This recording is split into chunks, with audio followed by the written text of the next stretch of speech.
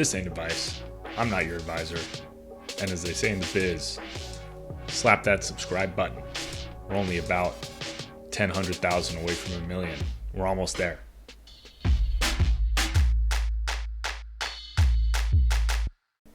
Welcome to another Buck Talk mailbag episode. Let's check out our question. Schwab intelligent portfolios are feeling like a trap. Am I missing something? You've been an intelligent portfolio user essentially since they got started. A number of the aspects appealed to you: diversification, rebalancing, etc. You got two portfolios, one aggressive and one modestly aggressive. Both have consistently underperformed accessible indexes like the S&P 500. The S&P 500 has done better than anything over a long time frame, and you should know the S&P 500, it's not diversified. It's diversified in large cap US stocks, but that's it. So that doesn't seem like a fair statement. The difference in gains since the account started of well north of 20%. If you'd had the account running for like 3 or 4 years, the S&P 500's outperformed small cap stocks, foreign stocks. If you have some bonds in there in the modestly aggressive account, obviously bonds. The explanation, at least partially, seemed to be that international holdings were lagging. International stocks have not done as well as U.S. stocks, especially large cap ones.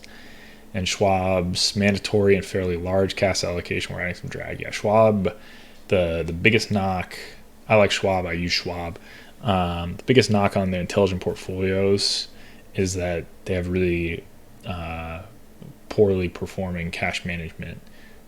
The cash management that they use does not yield as much as their highest yielding money market funds.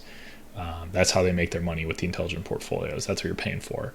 That's how they don't have fees on them, because that's where they're making up the difference. So you gotta accept it or not.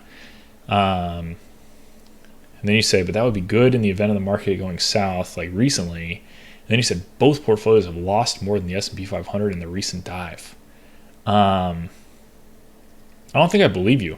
I think I got to see the numbers. That doesn't sound right to me. And even, if it's like a smidge and these accounts are really aggressive, I don't know what's in the Schwab intelligent portfolios, but the S&P 500, at least until a couple days ago, I haven't looked recently, had done the worst of all the major indices in the dive.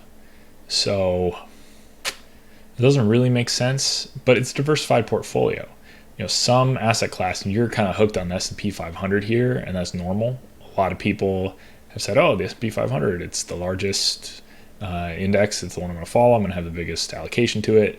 And they say, why don't I just have 100% of my stocks in it? And then we'll have a time where that would be a terrible idea. But whether you outperform the S&P 500 over any given short amount of time, you shouldn't really care about. But I'd love to see the data. That doesn't really make sense to me, especially if one of the accounts is like modestly aggressive, as you say. Even if it's got like 30% cash and bonds, there's no way it should be down as much as the S&P 500. I have no idea what could be in there that would cause that. So I'd love to see it if you have it, but I think Schwab Intelligent Portfolios are as good of a automatic rebalancer, diversifier, robo portfolio as there is. I'd be curious if there's data out there on Schwab Intelligent Portfolios versus Wealthfront versus Betterment returns. Somebody must have run the numbers.